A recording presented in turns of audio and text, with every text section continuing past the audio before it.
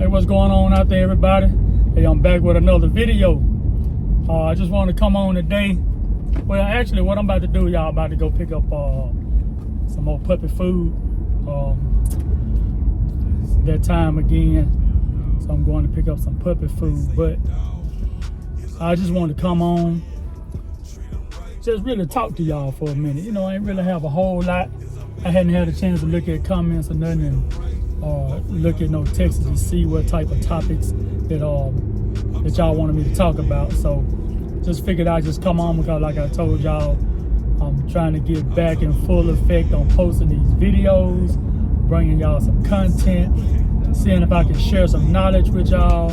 A lot of you new breeders, up and coming breeders, even older breeders, you know what I'm saying? But I just want to see what type of knowledge I can come on and share, stuff that I've learned over the years that I can probably pass on.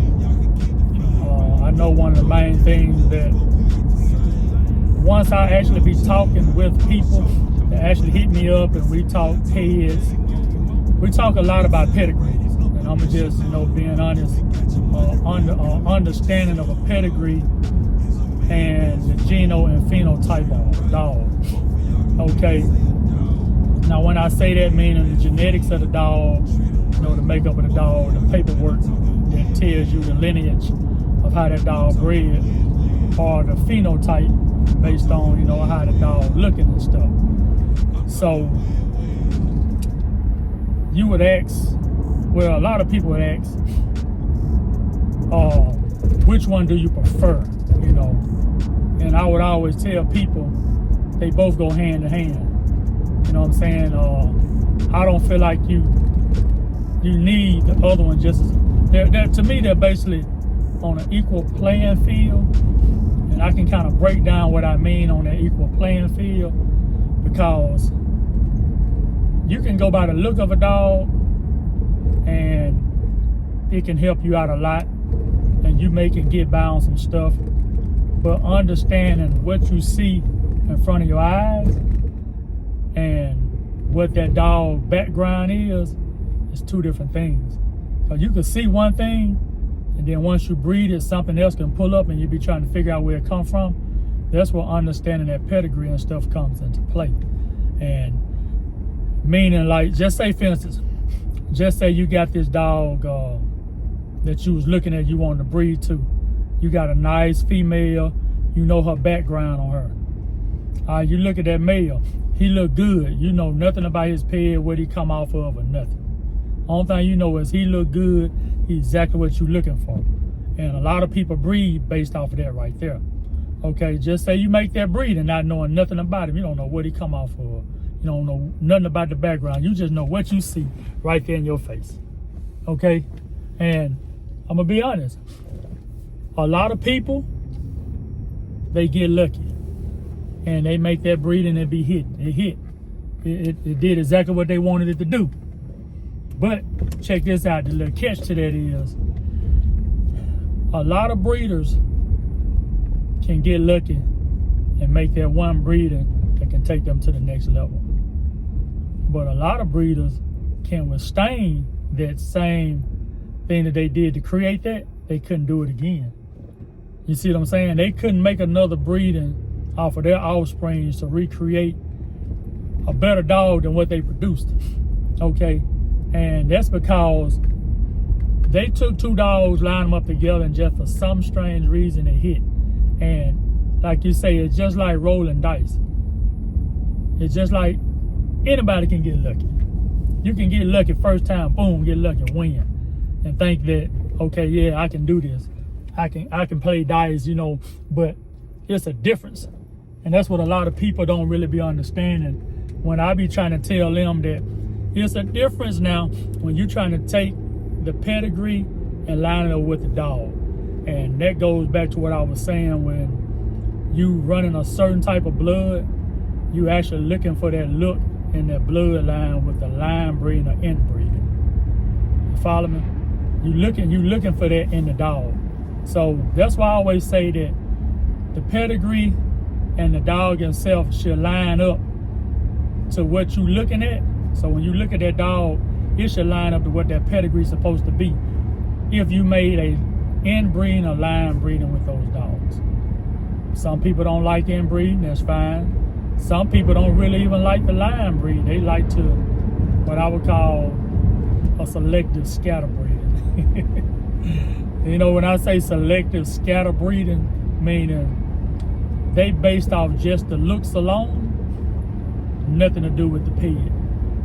And saying you take one dog and breed it to another dog, the dogs are nothing related to each other, no kind of kin up close in the pigs. I mean, within the first 3-4 generations up, they just basically went off look.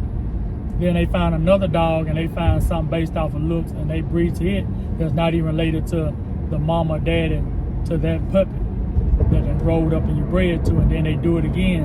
And they basically done it 4 times and none of that blood is related. Only thing about that is, once you breed like that, you would never be able to throw a consistent program. I know a lot of people probably tell you, oh, I'm lying, he don't know what he's talking about.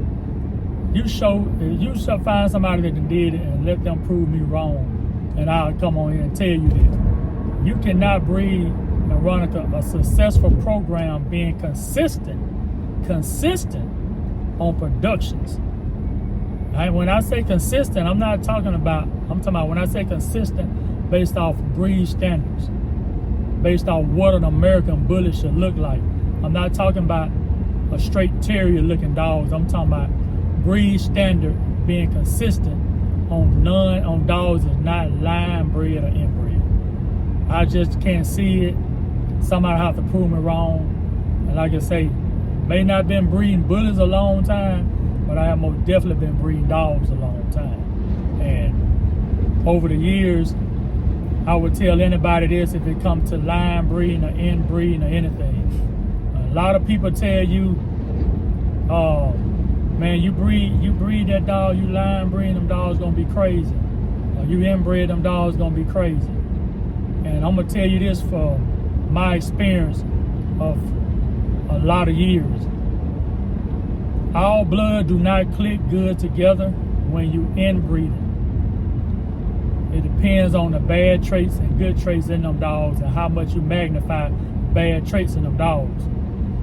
Now that being said, some lines can be inbred, but you gotta know how much you can inbreed. I would always tell anybody, you may do it once, you're rolling the dice if you do it twice. Okay?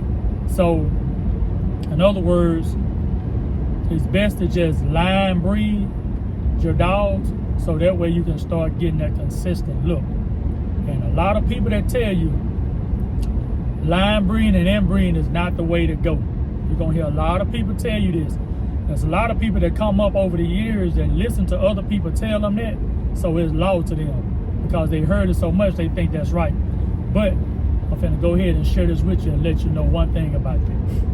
Okay? Check this out. Name a breed of dog.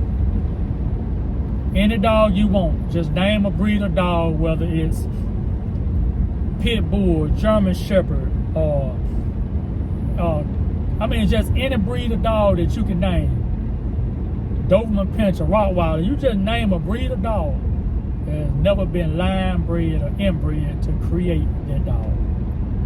If you would, you drop down in the comments and you tell me what dogs have never been line bred or inbred to create that dog outside of the American Bully. Name the dog for me, and I guarantee you I will show you that you're wrong. Every dog has been line bred or inbred to create a particular line of dogs that actually are made up the dogs of today, no matter what dog it is. So if y'all would drop down in that comment, prove me wrong, or if you agree with me, drop down in the comments and let me know, yeah, you're right.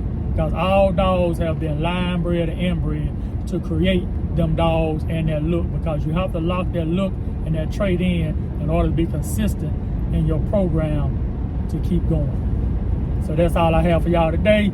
Y'all would drop down off and smash that like button for me. Hit that bell notification so y'all can stay updated for all the latest content over here at E.A.R Bullies.